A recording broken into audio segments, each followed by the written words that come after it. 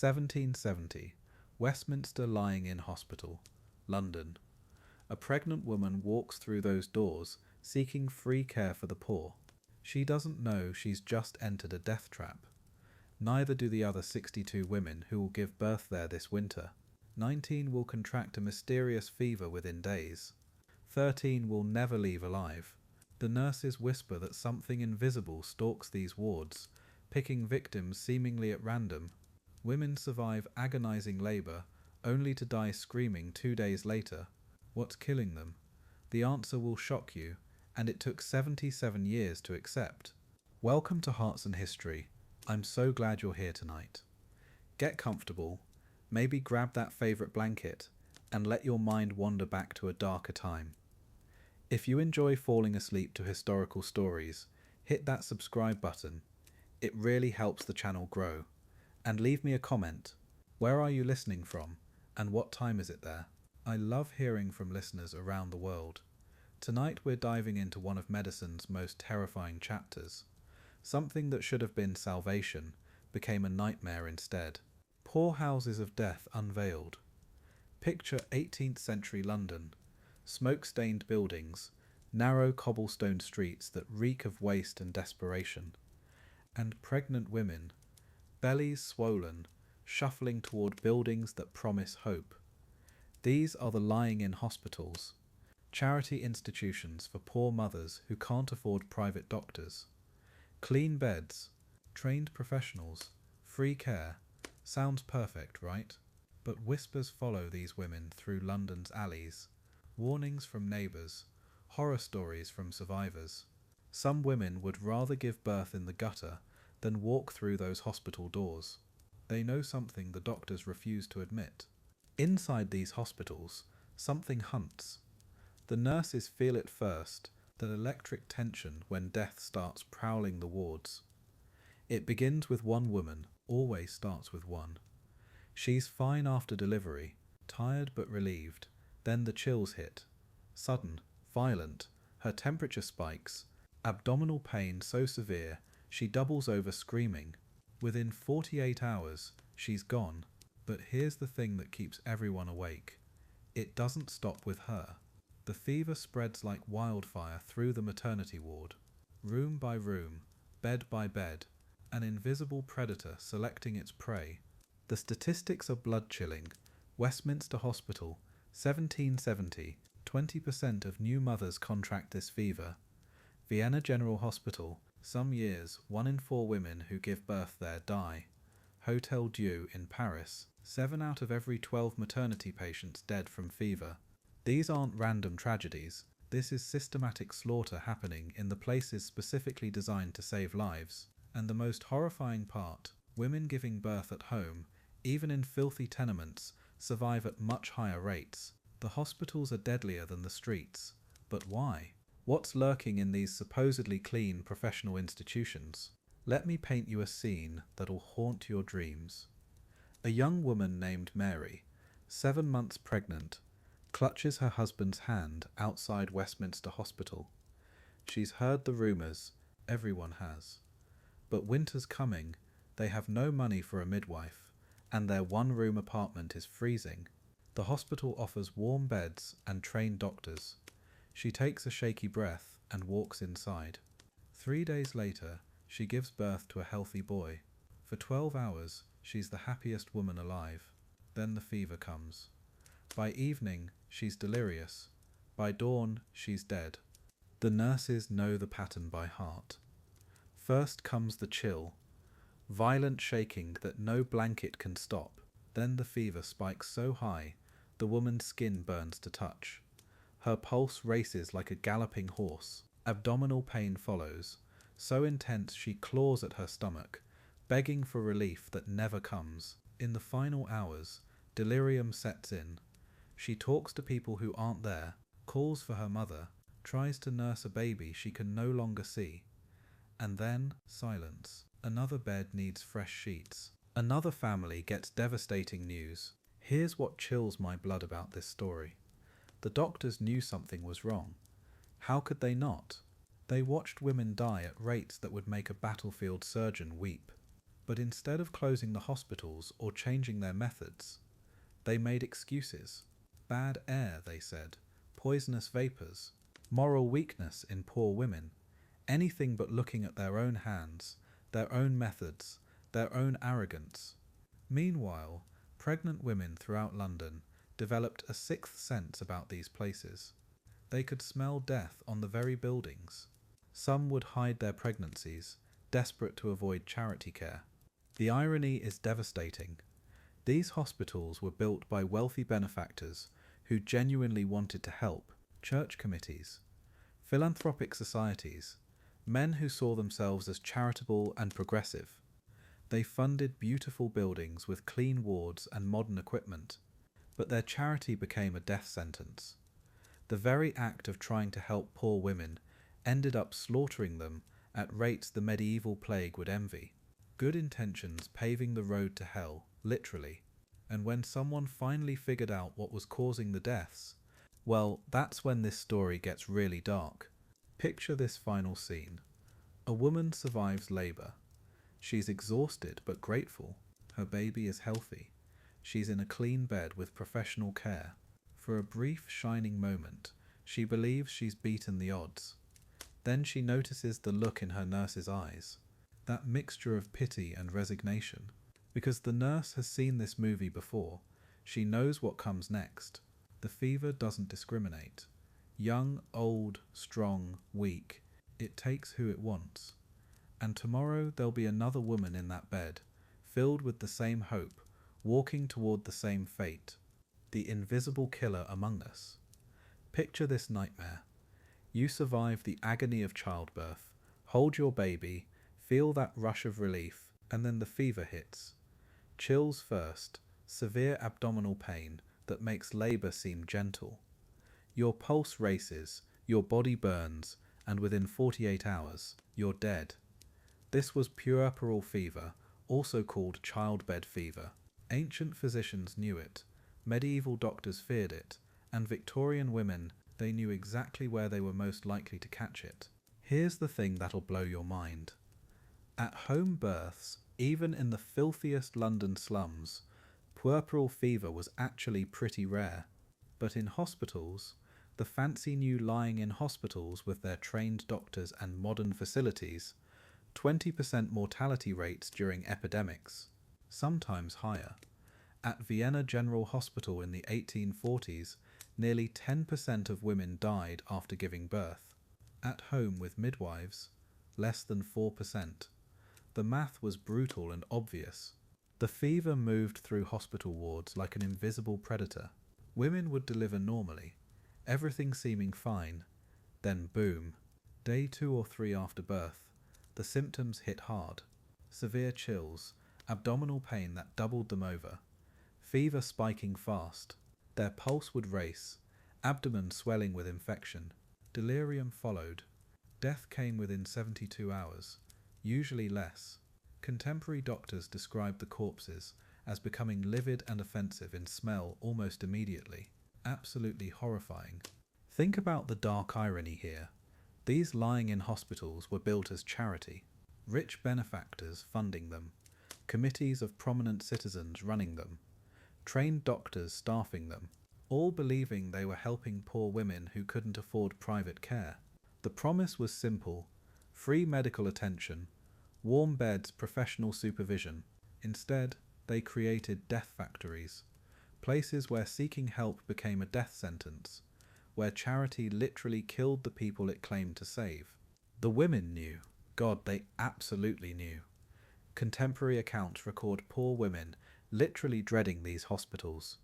Some would labour in the streets rather than enter, hoping to deliver before admission, because the fever rarely struck women who gave birth before reaching the hospital. They'd heard the whispers, seen the statistics, watched neighbours enter, and never come home. These desperate mothers faced an impossible choice: risk death from poverty or risk death from medicine. The medical establishment had theories, naturally. Most doctors blamed miasma, bad air, foul odours causing disease, so they designed hospitals with small separated wards to prevent poisonous vapours from spreading. Some physicians suspected contagion and mentioned cleanliness. In 1843, Oliver Wendell Holmes published a paper arguing that doctors carried the disease from patient to patient. His colleagues ridiculed him, called his ideas absurd. How dare he suggest that educated gentlemen could spread disease? Here's where it gets really insane. At Vienna General Hospital, the doctor's clinic had 5 times the death rate of the midwife's clinic.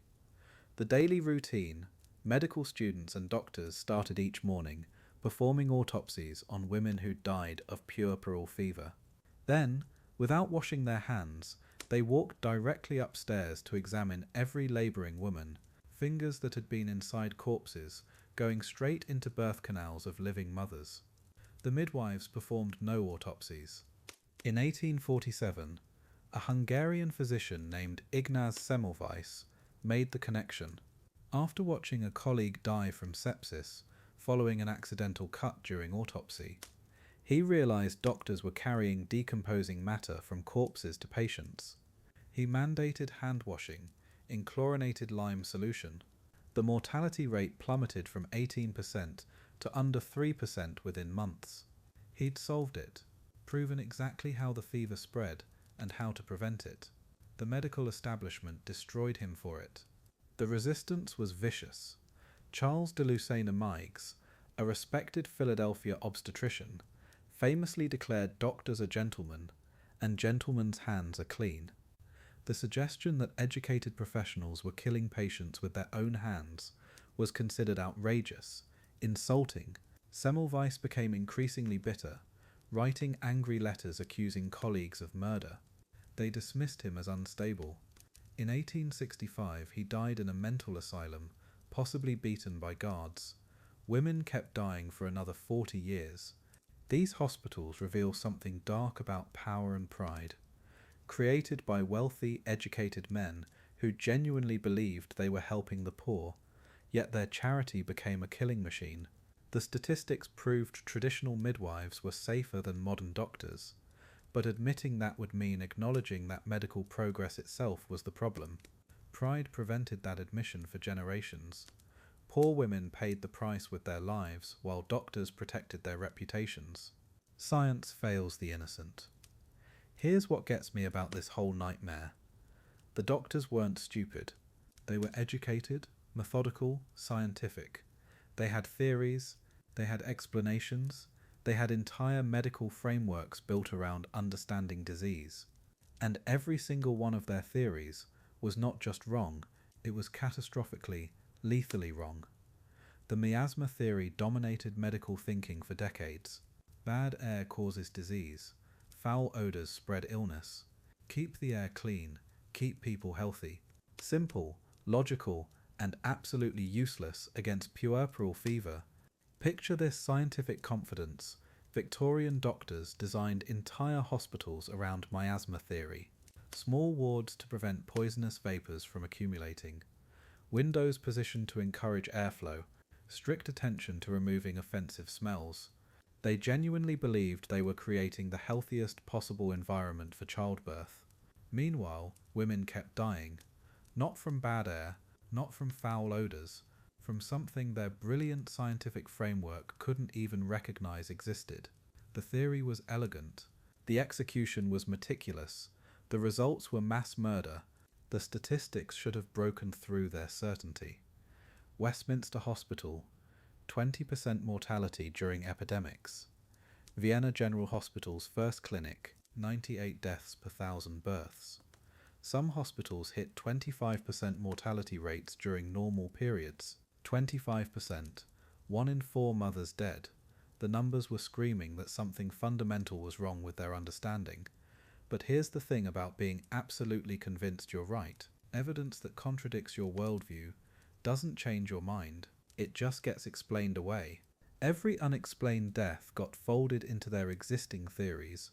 This woman died because the air in her ward was particularly poisonous that day. That epidemic happened because autumn miasma was especially virulent. The fever spread because hospital architecture hadn't properly channeled the bad vapors away from patients. They had explanations for everything.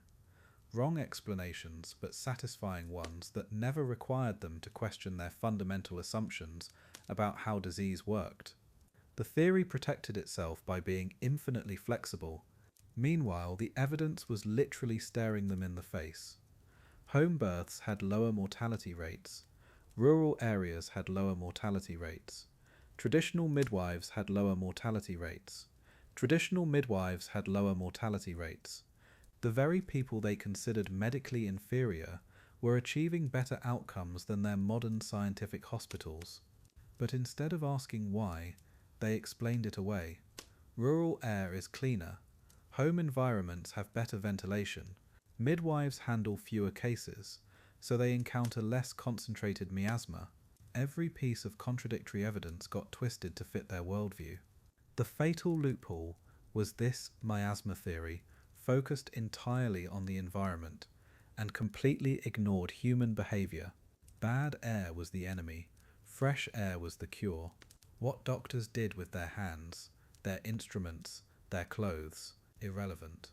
The theory literally made it impossible to see that they themselves might be the problem. It was a scientific framework specifically designed to absolve medical practitioners of responsibility while women died from their contaminated touch. The theory wasn't just wrong, it was dangerously self-protecting. Think about how maddening this must have been for someone like Semmelweis. He's watching colleagues go straight from dissecting infected corpses to examining healthy pregnant women. He's seeing the connection. He's proving the connection with controlled experiments. His hand-washing policy drops mortality rates from 18% to 3%. The evidence is undeniable, and his colleagues dismiss him because his solution doesn't fit their theoretical framework. Their science was more important to them than women's lives. The medical establishment had created a perfect intellectual trap. Miasma theory explained disease in a way that preserved their status and authority. It blamed the environment, not the practitioner. It focused on grand architectural solutions, not personal hygiene. It made doctors heroes fighting against invisible atmospheric poisons, not potential carriers of death. When Semmelweis suggested that gentlemen's hands might not be clean, he wasn't just challenging a medical theory, he was attacking their entire professional identity. The really tragic part, some doctors suspected the truth. Thomas Watson wrote about practitioners becoming vehicles of contagion. Oliver Wendell Holmes argued that birth attendants carried the disease. Robert Collins achieved remarkably low mortality rates through cleanliness protocols. The knowledge existed, but it existed outside the dominant scientific paradigm, which meant it could be ignored, dismissed, or actively suppressed. Scientific consensus protected itself by rejecting inconvenient evidence. The establishment had become its own immune system against truth. So here's the devastating irony. Victorian medicine wasn't primitive, because doctors lacked knowledge. It was deadly because they had knowledge, and that knowledge was wrong. But they were too proud and too invested in their theories to abandon them when evidence demanded it. Science failed the innocent, not through ignorance, but through arrogance. Not through lack of method, but through worship of the wrong methods. Not through absence of expertise, but through expertise that had become untouchable, unquestionable, and ultimately lethal. A lone voice against the current. Vienna, 1846. A young Hungarian physician named Ignaz Semmelweis walked through the imposing doors of Vienna General Hospital for his first day as assistant director.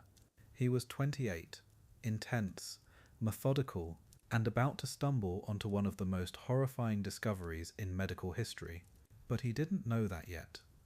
Right now, he was just another ambitious doctor climbing the ranks at one of Europe's most prestigious teaching hospitals. What he saw in the coming weeks would haunt him forever. Semmelweis had been assigned to the first clinic, the maternity ward where doctors and medical students learned their craft on the bodies of poor women. It was considered the better assignment, more prestigious, the place where real medicine was practiced, not the old-fashioned midwifery, happening down the hall in the second clinic. He should have been thrilled. Instead, Something felt deeply wrong from his very first day. The women knew it too. He could see it in their faces when they learned which ward they'd been assigned to. The hospital had this lottery system for admissions. Pregnant women would arrive seeking free care, and they'd be assigned either to the first clinic or the second clinic based on which day of the week they showed up. Mondays, Wednesdays, Fridays, first clinic. Tuesdays, Thursdays, Saturdays, second clinic. Sounds fair, right? Random chance, but the women had figured out the pattern, and they were terrified of getting assigned to Semmelweis's clinic. Some would literally beg to be sent to the midwives instead. He started asking questions. Why were women so afraid of his clinic? The other doctors just shrugged it off. Poor women are superstitious, they said, uneducated. They don't understand modern medicine. But Semmelweis wasn't satisfied with those answers. He was the kind of person who needed to understand things completely, who couldn't let mysteries go unsolved. So he started paying attention to details others ignored, taking notes, watching patterns, and what he discovered would shake him to his core. The numbers were devastating. During his first months at the hospital, Semmelweis meticulously tracked every birth, every death, every case of puerperal fever. The first clinic, his clinic, had a mortality rate of nearly 10%. Some months it hit 15%. One woman in every 10 who trusted them with her life died within days of giving birth. But here's what really shook him. The second clinic, run by midwives just down the hall, had a mortality rate of less than 3%. Think about that for a second. Same hospital, same building, same patient population, poor women from the same neighbourhoods, with the same health challenges, giving birth just days apart. But if you were unlucky enough to be assigned to the doctor's clinic instead of the midwife's clinic, your chances of dying increased by 300%. The women knew this. They'd figured out the odds long before the doctors bothered to look at their own statistics. And they were begging not to become those statistics. Semmelweis couldn't sleep. He'd walk the halls at night, trying to understand what was different between the two clinics. Same water supply, same food, same basic care. The second clinic was actually more crowded, with worse ventilation, things that should have made it more dangerous according to the medical theories of the time. Yet women survived there. In his clinic, they died at horrific rates. There had to be a reason, something specific, something they were doing wrong. His colleagues thought he was obsessing over nothing. Deaths in childbirth were just part of medicine, they said, particularly with poor patients. Some doctors even suggested that the higher mortality rate proved their clinic was taking the sicker, more challenging cases, that they were providing more sophisticated care to women who needed it. Semmelweis knew that was nonsense. The patient assignments were random. The only difference was the treatment. But what exactly was different? That's what kept him awake at night, pacing and thinking. He started watching everything more carefully. How the doctors worked versus how the midwives worked. Where they went during the day, what they touched, how they examined patients. The medical students were eager, thorough. They examined every woman multiple times as part of their training. The midwives were more hands-off, less invasive. Could that be it? More examination meant more infection somehow. But that went against everything medical school had taught him. Intervention was supposed to help, not harm. Week after week, month after month, Semmelweis collected data and searched for patterns. He was building toward a revelation that would explain everything and horrify him completely. The answer was right there in front of him, in the daily routine he and his students followed without question, but seeing it would require him to consider a possibility so disturbing, so contrary to medical belief, that when he finally understood the truth, it would destroy his faith in everything he'd been taught about healing. The Grim Revelation, May 20th, 1847. Vienna General Hospital. Semmelweis stands at the entrance to the maternity ward, holding a basin of chlorinated lime solution. His hands shake slightly, not from fear, but from anticipation. Today, everything changes. Every doctor, every medical student must wash their hands in this solution before touching a single patient. No exceptions. The other physicians think he's lost his mind. Chlorinated lime, the stuff they use to bleach laundry, but Semmelweis knows what he knows. The corpse particles, they have to go. The results? Immediate. Absolutely immediate. Within weeks, the mortality rate in the first clinic starts dropping, not gradually, dramatically, from 18% to 12%, then 9%, then 6%. Semmelweis can barely contain himself. He's walking the wards, watching women who should be dying, living, thriving, going home with their babies. After years of death, after watching hundreds of mothers slip away, he's finally found the answer, and it's so simple, so beautifully, tragically simple. Picture Semmelweis in his office, writing furiously, letters to colleagues, medical journals, anyone who will listen. His excitement bleeds through every word. The mortality has decreased in my wards, he writes, from 18.3% to 3.06% exclamation mark quote. The numbers don't lie, cannot lie. This isn't theory or philosophy. This is mathematics. Pure, undeniable proof that he's solved the riddle that's been killing women for centuries. He genuinely believes the medical world will embrace him, will thank him. Poor, naive fool. By December 1847, his clinic's mortality rate hits 1.27%. 1.27%. The second clinic with the midwives, still running around 3%. For the first time in decades, the doctor's clinic is actually safer than the midwives. The statistical proof is overwhelming, undeniable. Semmelweis has notebooks full of data, charts, graphs showing the dramatic plunge in deaths. He's documented everything, every case, every outcome. The evidence is bulletproof, or so he thinks. He starts presenting his findings to medical societies. Standing before rooms full of Vienna's most respected physicians, showing them his charts, the dramatic decline in mortality, the clear correlation between hand-washing and survival rates. He's methodical, passionate, convinced that reason will prevail. Look at the numbers, he pleads. Look at the evidence. These women are living because of chlorinated lime solution, because we're finally removing the cadaverous particles from our hands. Basic hygiene is saving lives. The response? Polite skepticism at first, raised eyebrows, murmured conversations in corners. Some colleagues listen respectfully, nod thoughtfully, then continue their old practices. Others are more direct. Correlation isn't causation, Semmelweis. Perhaps the weather improved.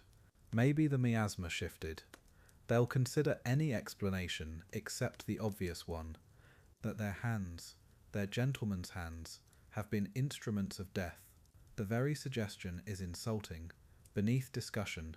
Word spreads beyond Vienna, to Berlin, Paris, London. The reaction isn't celebration, it's resistance. Prominent physicians publish papers dismissing his theory. Childbed fever is too complex for such a simple solution, they write. Charles Meigs in Philadelphia declares that gentlemen's hands are always clean by definition. The medical establishment closes ranks. They're not rejecting his evidence, they're rejecting him, the outsider, the Hungarian upstart who dares suggest that centuries of medical practice have been wrong. But here's what's heartbreaking. Semmelweis still believes in them, still thinks that if he just explains better, provides more data, writes more clearly, they'll understand. He doesn't grasp yet that this isn't about evidence, it's about pride, about power, about the terrifying possibility that admitting he's right means admitting they've been killing women for decades. That blood is on their hands, literally, and that's a truth too horrible for them to face. His letters become more urgent, more desperate. The tone shifts from excitement to pleading to anger. Why won't you listen, he writes. Women are dying while we debate. He starts calling his critics murderers, not the smartest political move. His colleagues begin whispering, that the pressure has gotten to him, that he's becoming unstable, obsessed. They use his passion against him, his desperation to save lives, twisted into evidence of mental fragility. The trap is being set. Meanwhile, his own wards continue thriving, month after month of low mortality rates, living proof of his theory, walking out the hospital doors with their babies. But success isn't enough anymore. The medical establishment has made their decision. Semmelweis will be made an example of, a cautionary tale about what happens when you challenge authority. The man who solved one of medicine's greatest mysteries is about to become its greatest martyr, and the dying will continue. The unheard whistleblower. Imagine saving hundreds of lives and having your colleagues hate you for it. That's exactly what happened to Ignaz Semmelweis after his hand-washing policy worked miracles at Vienna General Hospital. The mortality rate dropped from 18% to under 3% in months. You'd think the medical world would celebrate this breakthrough, but you'd be wrong. Instead of gratitude, Semmelweis faced something far worse: professional sabotage. His own success had become his greatest enemy, and the very people who should have thanked him were already sharpening their knives. The reaction from his colleagues was swift and brutal. Senior physicians at Vienna General Hospital watched their junior colleagues' success with growing resentment. How dare this young Hungarian upstart make them look incompetent? Because that's what Semmelweis had done. He'd proven that for decades, respected doctors had been killing women with their own hands. The hospital's chief physician, Johann Klein, felt personally humiliated. Klein had overseen years of death in the maternity ward, and now Semmelweis was essentially calling him a murderer. The politics were getting ugly, and Semmelweis, well, he wasn't exactly diplomatic about his discovery. The medical establishment's rejection went beyond Vienna. When Semmelweis presented his findings to medical societies across Europe, the response was savage. Charles Delessena-Meigs, a prominent Philadelphia obstetrician, declared that doctors are gentlemen, and gentlemen's hands are clean. The suggestion that educated physicians could spread disease was considered scandalous, insulting to their professional honor. Medical journals refused to publish Semmelweis's research. Conference organizers uninvited him from speaking engagements. The man who had solved one of medicine's greatest mysteries was being systematically erased from professional discourse. It was character assassination disguised as scientific skepticism. Isolation crept into Semmelweis's life like a slow poison. Former colleagues stopped speaking to him in hospital corridors. Medical students whispered behind his back, calling him obsessed and unstable. His contract at Vienna General Hospital wasn't renewed, a clear message from the administration. At 39, one of Europe's most brilliant physicians found himself professionally homeless. He returned to Budapest in 1850, taking a position at a much smaller hospital. But even there, the medical community's hostility followed him. Local doctors refused to adopt his hand-washing protocols, and patients continued dying from preventable infections, while Semmelweis watched in anguish. By the late 1850s, Semmelweis's frustration had curdled into something darker. He began writing angry, accusatory letters to prominent physicians across Europe. "You are murderers," he wrote to doctors who rejected his methods. "Your hands are stained with blood." His letters grew increasingly unhinged, filled with rage and desperate pleading. He published pamphlets calling his critics ignorant and criminal. While his accusations were medically accurate, women were dying because of medical arrogance. His delivery was becoming erratic and paranoid. The medical establishment pointed to these outbursts as proof that Semmelweis had lost his mind. Maybe grief had finally broken him. The word mad began following Semmelweis everywhere. Colleagues who had once respected his surgical skills now whispered about his mental state. They pointed to his obsession with hand-washing, his angry letters, his wild accusations. Here's what heartbreaking: Semmelweis wasn't crazy. He was watching women die every day from infections he knew how to prevent, and the medical world was ignoring him. That kind of helpless rage would drive anyone to desperation. But in 1860s Europe, a physician who challenged authority and spoke uncomfortable truths was labelled unstable. The diagnosis became a convenient way to dismiss his inconvenient discoveries. July 1865. Semmelweis was walking with a colleague in Vienna when they passed a mental asylum. His friend, possibly in collusion with Semmelweis's family, suggested they tour the facility. Once inside, the trap was sprung. Semmelweis realized he'd been tricked. He was being committed. At 47, the man who had saved countless lives was declared mentally incompetent and locked away. The irony was crushing. He'd spent years fighting an epidemic of deadly infections, and now he was confined in one of the most unsanitary places imaginable. The asylum was filthy, overcrowded, and brutal, exactly the kind of environment where infections flourished. Semmelweis died 14 days after his commitment. The official cause was sepsis, blood poisoning from an infected wound. Some historians believe he was beaten by asylum guards.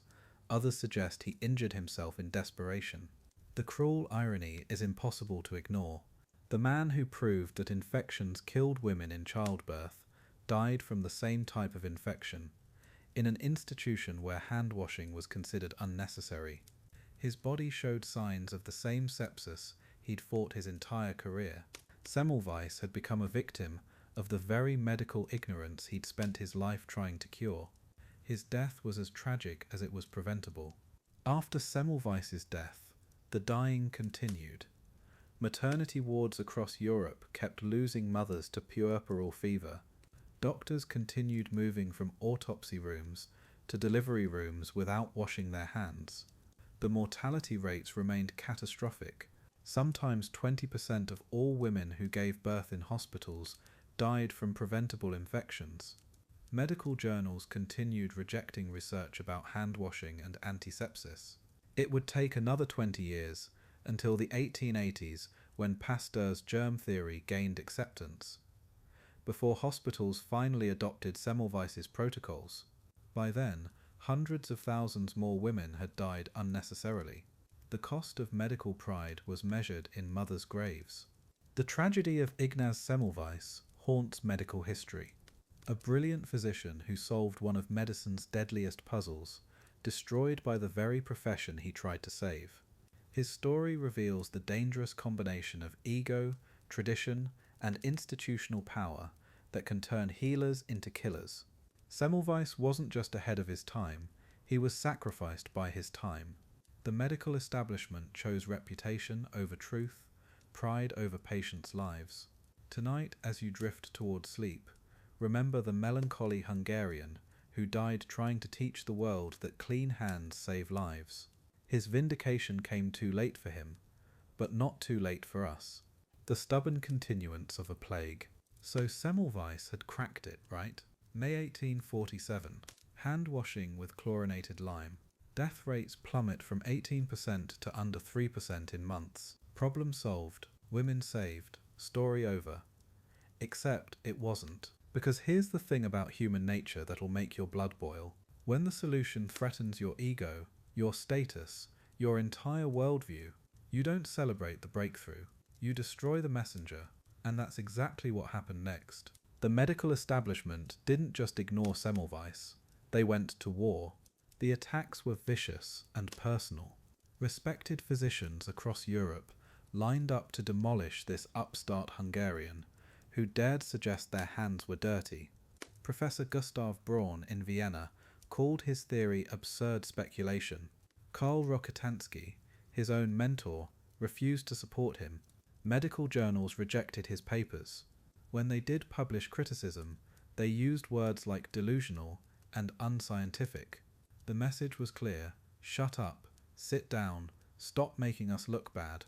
Meanwhile, women kept dying, every single day, in hospitals across Europe, from a disease one man had already solved.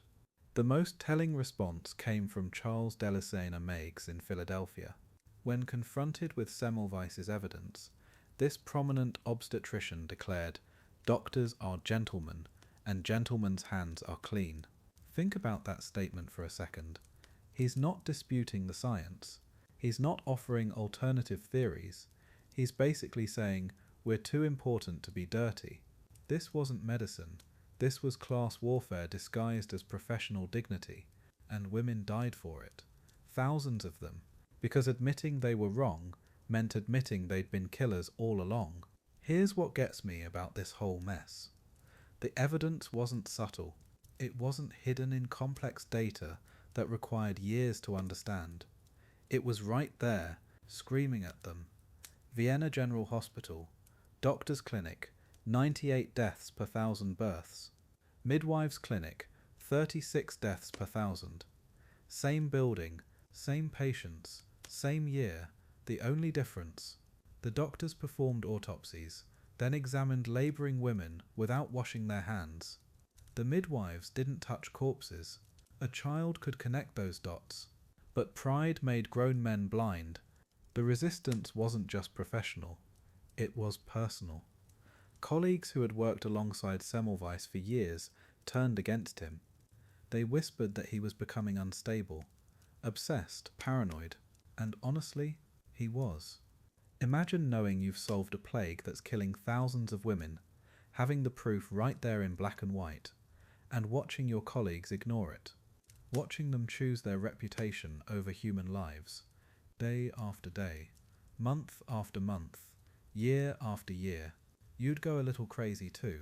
The tragedy is, his mental breakdown became their excuse to dismiss everything. Let's talk numbers. Between 1847, when Semmelweis published his findings, and 1880, when antisepsis finally gained acceptance, how many women died unnecessarily? Conservative estimates put it at over 200,000 mothers across Europe and America, 200,000 women who gave birth in hospitals and contracted preventable infections because doctors refused to wash their hands. Each one left behind children, husbands, families. Each death was avoidable. The knowledge existed. The solution was cheap, simple, effective, but medical pride cost more than 200,000 lives. The irony gets worse. While European doctors were rejecting hand-washing as beneath their dignity, something interesting was happening in remote corners of the world. Rural midwives, illiterate women with no medical training, were achieving better outcomes than university-educated physicians. They washed their hands naturally. They kept their tools clean instinctively. They didn't perform autopsies, then rush to deliver babies. Their ignorance was saving lives while medical expertise was killing women. But acknowledging this would have shattered the entire hierarchy of 19th century medicine. So they didn't acknowledge it. Change came slowly, grudgingly, only after a generation of doctors had retired or died. Joseph Lister's antiseptic surgery in the 1860s made cleanliness respectable. Louis Pasteur's germ theory in the 1870s provided a framework they could accept. But even then, adoption was patchy. Some hospitals embraced antisepsis, others clung to old ways. As late as 1900, maternal mortality rates in many hospitals remained catastrophically high. It took until the 1930s, nearly a century after Semmelweis, for maternal death rates to drop significantly. 90 years, 3 generations of women, all because doctors couldn't admit they'd been wrong. Think about the women who paid this price. Margaret, labouring in London, 1860. Her husband saved for months to afford hospital care, believing it was safer than a home birth. She died 3 days later from puerperal fever. Or Anna in Vienna, 1870, trusting the doctors who assured her the hospital was modern, clean, scientific. She never held her baby again. These weren't statistics. They were mothers, daughters, wives. They died because powerful men chose pride over truth. Their names are lost, but their sacrifice taught us something crucial. Expertise without humility kills. The plague of puerperal fever finally ended. But the plague of medical arrogance never really dies. It just changes forms. Every generation of doctors faces the same test. Will they listen to inconvenient truths, or will they protect their status? Semmelweis died in an asylum, vindicated only after death. The women who died for medical pride never got vindication at all. Their only monument is our memory. Their only justice is our determination to never again let ego matter more than evidence. That's the real lesson of the lying in hospitals. Truth delayed is lives lost. A ray of hope, the triumph of science. 1867, Glasgow Royal Infirmary. Joseph Lister is doing something that sounds absolutely insane to his colleagues. He's spraying carbolic acid all over his operating room, on everything. The instruments, the wounds, his hands, the air itself. His fellow surgeons think he's lost his mind. But here's the thing, his patients aren't dying. While other surgeons are losing half their patients to infection, Lister's surgical mortality rate just dropped to 15%. Something incredible is finally happening. Meanwhile, in Paris, Louis Pasteur is staring through his microscope at something that's about to change everything. Tiny organisms, living creatures, so small you need magnification to see them, and they're everywhere in the air, on surfaces, multiplying like crazy. Pasteur's germ theory is simple but revolutionary. These microscopic organisms cause disease. Not bad air, not moral weakness, not divine punishment. Little living things that can be killed with the right chemicals. The invisible enemy finally has a name. Think about this for a second. Everything Semmelweis had been screaming about for 20 years, it's all suddenly making perfect sense. Those doctors going from autopsy rooms to delivery rooms weren't carrying mysterious vapours on their hands. They were carrying actual living organisms, bacteria, streptococcus, the very germs that were killing all those mothers. Pasteur's microscope had just proven that the melancholy Hungarian physician was right all along. The killer had been identified. Now they just needed to convince doctors to actually fight it. The resistance starts cracking. Not all at once. Medical pride doesn't collapse overnight, but Lister's results are impossible to ignore. Surgeons who adopt his antiseptic methods watch their death rates plummet. Word spreads through medical circles. The younger doctors, the ones without decades of ego invested in the old ways, start experimenting with carbolic acid solutions. Hand-washing goes from insulting suggestion to scientific necessity. The tide is finally, slowly, beginning to turn. Science is winning over stubbornness. 1870s. Progressive hospitals across Europe start implementing antiseptic protocols. Instruments get sterilized. Hands get scrubbed with disinfectant. Operating theatres get designed for cleanliness instead of just convenience. The mortality rates, watch this, they start dropping everywhere. These methods are used properly. At German hospitals following Lister's protocols, surgical death rates fall from 50% to under 10%. It's not magic, it's just washing your damn hands with the right chemicals. Finally, but here's the frustrating part. Obstetrics. The field where women had been dying by the thousands. They're the last to adopt antiseptic methods. Because birthing was still considered natural, not surgical. Many doctors saw no need for the same precautions. The lying in hospitals, those death traps we've been talking about, keep operating the same old ways well into the 1880s. Women are still dying while the solution sits right there, proven and available. Medical sexism costs lives for another decade. Then finally, oh, this is such a relief, obstetric antisepsis becomes standard practice. Late 1880s, early 1890s, doctors start treating childbirth with the same sterile precautions as surgery. Midwives get trained in proper hand washing and instrument sterilization. The maternal mortality rates in hospitals, they don't just improve, they collapse. From 20% death rates down to 2%, 3%. Women who had been terrified of hospitals start trusting them again. The nightmare is ending. And somewhere, if there's justice in the afterlife, Ignaz Semmelweis is watching this vindication with satisfaction. The man they called mad, the physician they destroyed for suggesting doctors wash their hands, his ghost gets the last word. Medical textbooks start acknowledging his contributions. Hospitals name wards after him. The Hungarian physician who died in disgrace becomes recognized as a pioneer of infection control. Truth has a way of surfacing, even when it takes 40 years. 1890s. The lying in hospitals that once terrorized poor women start transforming into places of actual healing. Clean wards, sterilized instruments, trained staff who understand germ theory. The mortality rates keep falling as antiseptic practices become universal. Women who once begged not to be taken to hospitals, they're now seeking hospital care because it's genuinely safer than home births attended by untrained midwives. The institutions built for charity finally become truly charitable. The new century arrives with something miraculous. Hope. Childbirth is still dangerous, but it's no longer a death sentence. Hospitals have become healers instead of killers.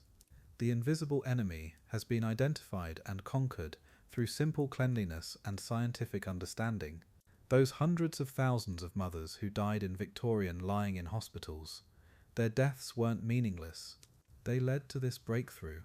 Science triumphed, pride fell, and women could finally trust the hands meant to help them. Societal dynamics, a tangled web. Picture Victorian England as a pyramid built on suffering. At the top, wealthy women giving birth in silk-lined bedrooms with private physicians. At the bottom, factory girls crowded 8 to a room, earning 6 shillings a week. When pregnancy came, and it always came, these women faced an impossible choice. Starve at home with a filthy midwife, or trust the gleaming new lying in hospitals. The hospitals looked like salvation. Clean beds, trained doctors, free care. But here's what the charitable ladies funding these places never understood. Class determined everything, even who lived and who died. The admission process alone was designed to humiliate. Poor women had to prove their worthiness for charity. They brought letters from employers, church ministers, anyone of standing who could vouch for their moral character. Single mothers, often turned away entirely. The hospital committees, all wealthy matrons and gentlemen, decided who deserved help. They preferred deserving poor over undeserving poor. A factory worker's wife with a drunk husband, deserving. A servant girl abandoned by her lover, undeserving. These decisions were literally life and death. But the committees saw themselves as benevolent. They were saving worthy souls from poverty's consequences. Inside the hospitals, class hierarchy persisted even in death. Private patients, the few wealthy women who paid for treatment, received single rooms with experienced physicians. Poor charity cases were packed into wards with 20 beds each. They became teaching material. Medical students practiced vaginal examinations on labouring poor women. Not once, not twice, dozens of times during labour. The same unwashed hands examining corpse after corpse, then moving to live patients. Wealthy women weren't subjected to this. Their private doctors didn't perform autopsies in the morning and deliveries in the afternoon. This wasn't accidental. This was systematic exploitation disguised as charity. The statistics tell the real story. At Guy's Hospital in London, private patients had a mortality rate under 2%. Charity patients, 15% died. At the Vienna General Hospital, the teaching clinic where poor women were examined by doctors and students killed nearly 10%. The midwives' clinic, serving similar patients but without the benefit of medical intervention, lost fewer than 4%. Poor women weren't dying because they were poor. They were dying because poverty made them available for medical experimentation.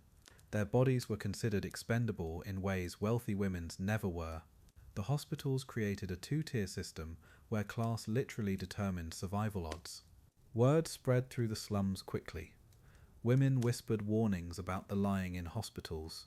Better to birth in the gutter than go there, they said. Some did exactly that. They'd labour in alleyways, hoping to deliver before the hospital charity workers found them, because they absolutely knew, that crossing those hospital doors meant likely death.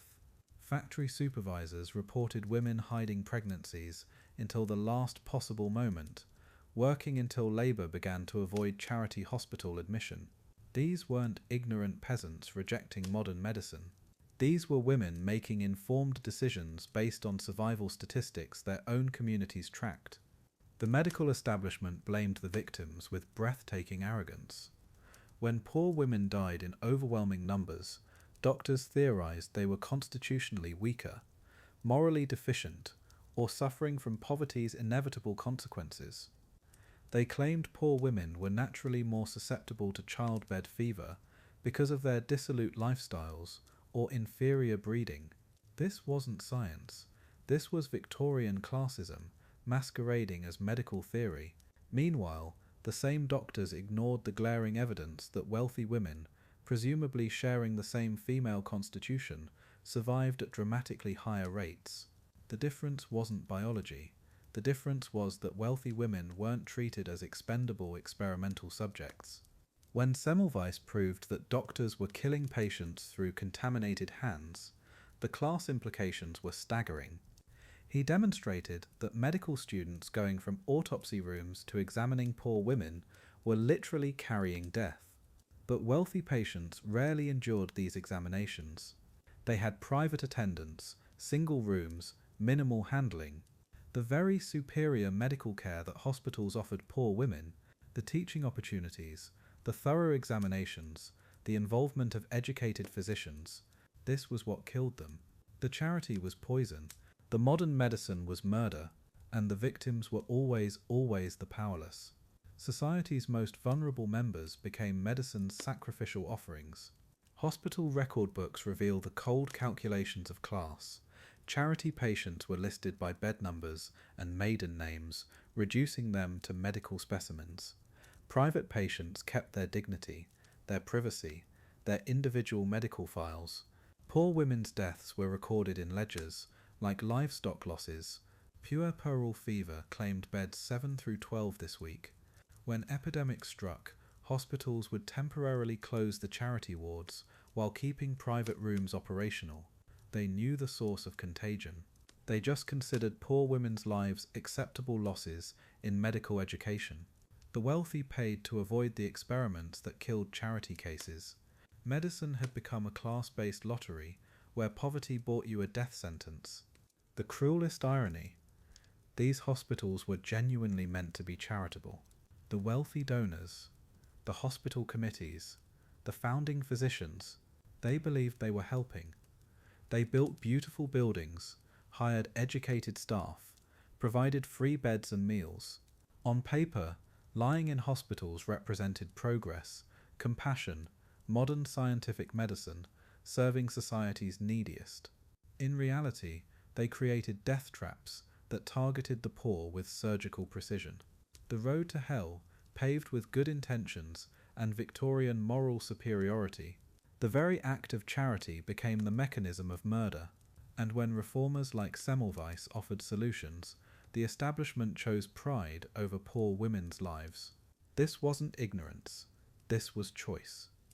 By the 1860s, multiple physicians had proven the connection between medical students, autopsies, and maternal death. The evidence was overwhelming, undeniable, published in medical journals, yet hospitals continued their practices for decades because changing would mean admitting that charitable medicine was actually murder. It would mean acknowledging that educated gentlemen's hands were contaminated, that progress was regress, that the poor had been right to fear their help. Victorian society chose maintaining medical authority over saving poor women's lives. Class dynamics demanded this sacrifice. The tangled web of power, pride, and poverty required disposable victims. Poor mothers paid that price with their lives. A grievous legacy, lessons and reflections. Here we are, the end of our journey through those cursed hospital wards where charity became death sentences. We've walked alongside desperate mothers, witnessed medical arrogance at its most deadly, and seen how one man's truth was buried under professional pride. Now comes the hardest part, making sense of it all. Because this isn't just history. These weren't just statistics. These were hundreds of thousands of women who trusted medicine and died for that trust. Their stories demand something from us. Think about Mary from chapter 3. Remember her? 22 years old, married to a dock worker, already had 2 babies at home. She walked into that London hospital because she couldn't afford a midwife. 3 days later, she was burning with fever, dead within the week. Her children grew up without their mother. Her husband remarried eventually, but friends said he never got over the guilt. He'd sent her there. He'd thought the hospital would keep her safe. That guilt, it destroyed him too. That's what gets me about this whole nightmare. The hospitals weren't evil. The doctors weren't monsters. They genuinely believed they were helping. Wealthy benefactors donated thousands to build these places. Committees of prominent citizens governed them with real care. Doctors worked long hours for little pay because they thought they were serving the poor. Good intentions everywhere, noble purposes, charitable hearts, and yet women kept dying at rates that would make a medieval plague jealous. Good intentions without accountability became mass graves. Semmelweis haunts me the most. This brilliant, troubled man who solved the puzzle in 1847. He proved it. He showed them exactly how to save lives. Handwashing. That's it. Chlorinated lime solution between autopsies and deliveries. Mortality rates plummeted from 18% to under 3% in months. The evidence was undeniable. And what happened? They destroyed him, called him mad, let him die in an asylum, while women continued dying from the very thing he'd solved. Medical pride was more important than maternal lives. The Victorian medical establishment couldn't admit they were wrong, couldn't face that their professional hands, their educated touch, their scientific instruments were actually killing people. That illiterate midwives in dirty tenements had better outcomes than trained physicians in modern hospitals. The statistics screamed it. Women knew it instinctively. They begged not to go, but acknowledging the truth would have shattered the entire mythology of medical progress. So they protected their egos instead. And mothers paid the price. Always the mothers. We like to think this is ancient history, that modern medicine has evolved beyond such arrogance. But has it?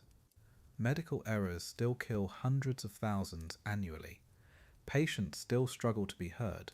Women's pain is still dismissed more often than men's, especially women of colour. The power dynamics haven't disappeared, they've just gotten more sophisticated. The lesson of lying in hospitals isn't that doctors were cruel, it's that unchecked authority, combined with professional pride, creates conditions where people die unnecessarily. That pattern didn't end in 1900. So tonight, we remember them. Every woman who trusted medicine and died for that trust. Margaret, who left 4 children orphans. Sarah, who died on Christmas morning 1856. Elizabeth, whose husband never remarried. Anna, Maria, Catherine, Rebecca, names we'll never know, stories we'll never hear. They weren't just unfortunate casualties of primitive medicine. They were victims of a system that valued professional reputation more than human life. Their deaths weren't inevitable, they were preventable. That makes them infinitely more tragic. What strikes me most is the vulnerability. These women were already facing life's most dangerous moment, childbirth in an era when it killed regularly. They were poor, powerless, often illiterate. They couldn't demand better care or second opinions. They had to trust, had to believe that the imposing buildings, the educated doctors, the promise of scientific medicine would protect them. That trust was sacred, and it was betrayed over and over again. The most vulnerable paid for the mistakes of the most powerful. Humility. That's what was missing. The willingness to say I don't know. The courage to admit I was wrong. the wisdom to listen when evidence contradicted belief. Semmelweis offered that humility. He said essentially, we are the problem, and here's how we fix it. Medical pride couldn't tolerate that truth. But imagine if they'd listened. Imagine if doctors had washed their hands starting in 1847. How many mothers would have lived? How many families would have stayed whole? How many children would have grown up knowing their mothers' voices?